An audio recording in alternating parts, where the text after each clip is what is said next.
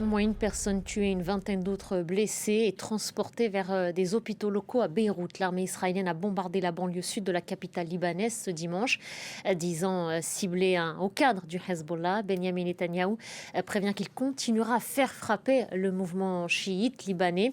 Le président Aoun appelle la communauté internationale à intervenir avec force pour arrêter les attaques de l'État hébreu. Bonjour à vous, Serge Berberi. Vous êtes à Beyrouth pour France 24. Serge, l'État hébreu dit avoir ciblé Abou Ali al-Tabtabi, présenté comme le numéro 2 du Hezbollah. Que sait-on d'abord de cet homme ? Eh bien, permettez-moi d'abord, Nabia, de vous dire que ce raid, eh bien, c'est le 5e raid à viser la banlieue sud de Beyrouth depuis eh bien, l'entrée en vigueur du cessez-le-feu en novembre dernier, novembre 2024. Une opération donc précise aujourd'hui contre ce cadre du Hezbollah, Abou Ali al-Tabtabi. C'est un nom, vous savez, qui est bien connu des services américains, qui avait d'ailleurs promis une récompense pouvant aller jusqu'à 5 millions de dollars pour toute information permettant sa localisation.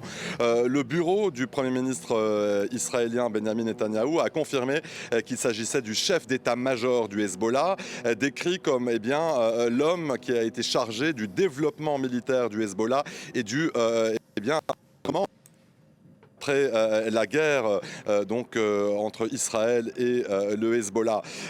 L'attaque a été très violente, elle aurait fait un mort et une vingtaine de blessés. Des scènes de panique ont été enregistrées sur place, des tirs en l'air aussi pour dégager les rues et permettre aux ambulances d'accéder au site de la frappe, un site qui a été aussi investi par l'armée libanaise qui boucle le secteur.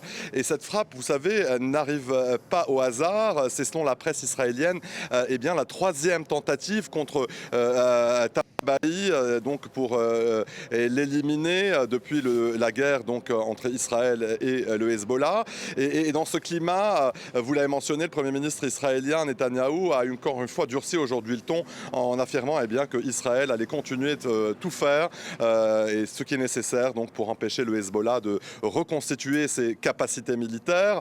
Le chef de l'État au Liban, Joseph Aoun, a rapidement réagi à cette frappe dans la banlieue sud. Il dénonce, lui, de son côté, une opération qui prouve encore une fois qu'Israël, selon lui, ne tient pas compte des appels de la communauté internationale à cesser ses bombardements au Liban. Le chef de l'État qui donc appelle justement la communauté internationale à agir rapidement pour qu'Israël mette un terme à ses campagnes de frappe au Liban. Et pour compléter votre propos, Serge, cette réaction du Hezbollah qui confirme qu'un de ses responsables était visé sans nommer expressément Abou Ali al-Tabtabi. Serge, on sait que cette frappe sur la banlieue sud du Beyrouth, elle s'inscrit aussi dans une escalade plus large. D'autres attaques ont été menées ailleurs au Liban, dans la vallée de la Bekaa notamment, par Israël.